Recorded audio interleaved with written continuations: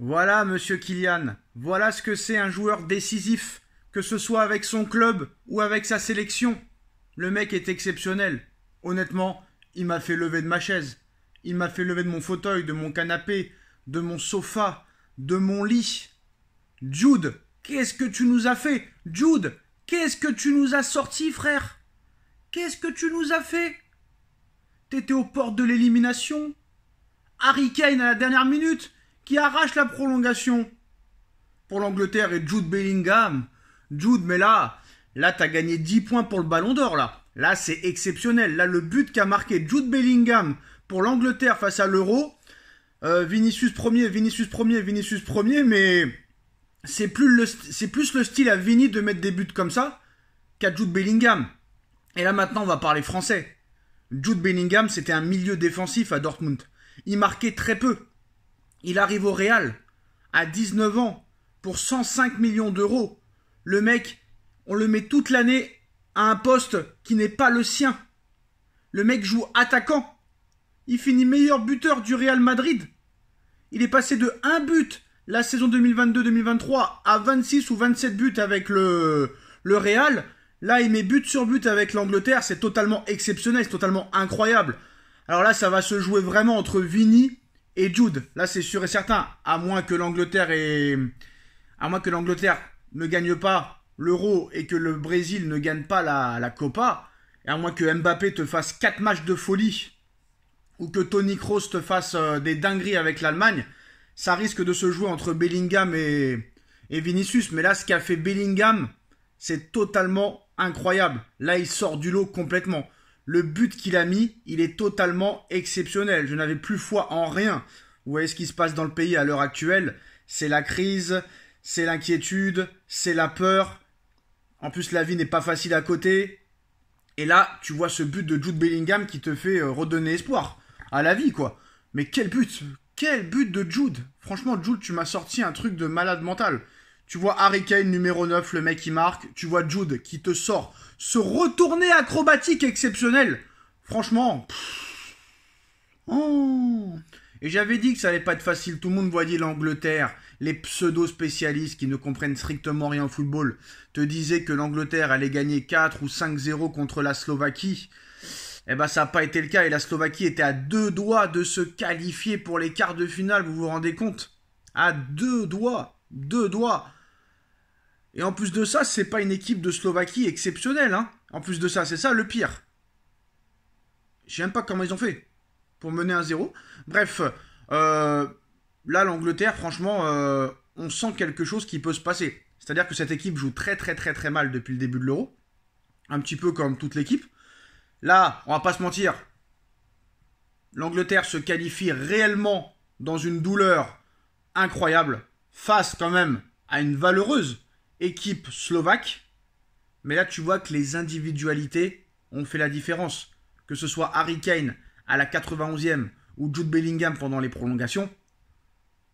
C'est comme ça qu'une équipe te fait gagner, en fait. Tu vois, quand tes grands joueurs sont au rendez-vous dans les gros matchs, bah, il peut rien t'arriver. Il peut réellement rien t'arriver. Donc là, c'est vrai que quand tu vois ça, tu dis l'Angleterre est quand même peut-être favorite. Mais après, est-ce que l'Angleterre a joué contre des grosses équipes? Je pense que non. Honnêtement, je pense que non. Ça va être un Euro assez bizarre. On a vu la Suisse quand même, c'est une surprise. Mais il n'y a plus de petits matchs. Franchement, il n'y a plus de petits matchs. Mais là, on parle plus de Ballon d'Or que de qualification de l'Angleterre. Et c'est vrai que quand tu vois ce que fait Jude Bellingham et Vinicius avec le Real, et quand tu vois ce que fait Vinicius en ce moment avec le Brésil, et Bellingham avec l'Angleterre, bah en fait moi j'adore Vini. Voilà, je suis un grand fan de Vinicius. Mais ce que fait Jude Bellingham quand même à son âge, avec la pression qu'il a, le mec c'est pas un attaquant de base. Allez voir au Borussia Dortmund. Quand il est arrivé à Dortmund, il jouait milieu défensif. Après il jouait peut-être un peu plus haut, genre numéro 8, mais à la base Jude Bellingham c'est un 7 ou un 8, tu vois. C'est pas un attaquant de métier. Et le Real Madrid l'a transformé presque en attaquant de métier. C'est-à-dire que le Real a dit non, on ne remplace pas Benzema, on fera confiance à Jude Bellingham en tant qu'attaquant. C'est pour ça que je pense que l'année prochaine, Mbappé peut très clairement complètement déstabiliser cette équipe. Parce que Bellingham va devoir jouer plus bas, vu que Mbappé est au Real. Et peut-être que Bellingham sera moins performant avec l'arrivée de Mbappé.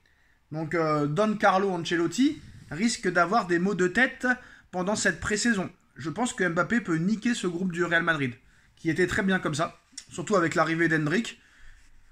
Et quand tu vois que le mec il va être payé 57 millions d'euros de salaire plus 100 millions d'euros de prime à la signature, je sais pas si ça en valait le coup quand tu vois les performances de Mbappé et quand tu vois les performances de Bellingham là.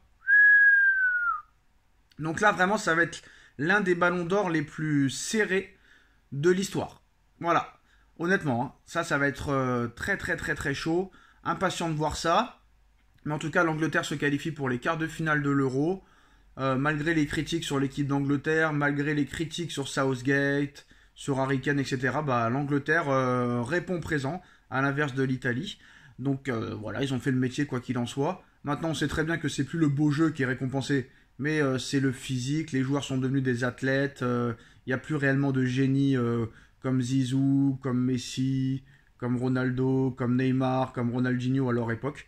C'est quand même assez triste, mais c'est comme ça, c'est la vie. Donc voilà, maintenant demain, France-Belgique, c'est un match très intéressant. Et ce soir aussi, Géorgie-Espagne, je peux vous dire la vérité, ça va être très compliqué pour les Espagnols ce soir. Retenez ce que je dis, ça va être très très compliqué. Le match aura lieu maintenant dans 10 minutes. Mais je pense que, vu les Géorgiens comment ils jouent, vu les Espagnols comment ils jouent, je pense que ça va être assez compliqué pour cette équipe d'Espagne qui joue un peu à la passe à 10, c'est un peu ennuyeux, c'est un petit peu chiant. Mais on verra ce qui se passe. Mais voilà. Bon après, je vais vous dire la vérité, inquiétude, hein. Inquiétude pour l'avenir de la France. Ça va être très très très chaud. Honnêtement, si le résultat reste comme ça donne envie de quitter la France. Hein. Parce que là, c'est chaud. Là, vraiment, c'est très très très chaud. Alors, si tu t'appelles Jean-Claude Durand, tu n'auras pas de problème, mais vu les noms de famille qu'on a, on va se faire tabasser, les gars. Donc, en espérant que l'année prochaine, enfin la semaine prochaine, excusez-moi, que la semaine prochaine, ce soit mieux comme résultat, mais là, t'as qu'une envie quand tu vois les résultats des législatives, c'est de partir vite en Amérique du Sud, frère, et de quitter la France parce que ça risque d'être compliqué dans les mois à venir si ça reste comme ça. Moi, je suis très inquiet pour la France, là, je suis très inquiet pour ce pays. Voilà, Macron a fait le con et maintenant, c'est nous qui allons payer les pots cassés parce que ces mecs-là, il leur arrivera rien. Et c'est nous qui allons payer les pots cassés de ce qu'a fait Macron pendant 7 ans. Voilà. L'insolence, l'arrogance de ce gars-là va nous faire payer à nous les petits gens. Et ça, c'est problématique. Voilà les gars, on se retrouve pour Géorgie, Espagne et pour le débrief. Tchuss.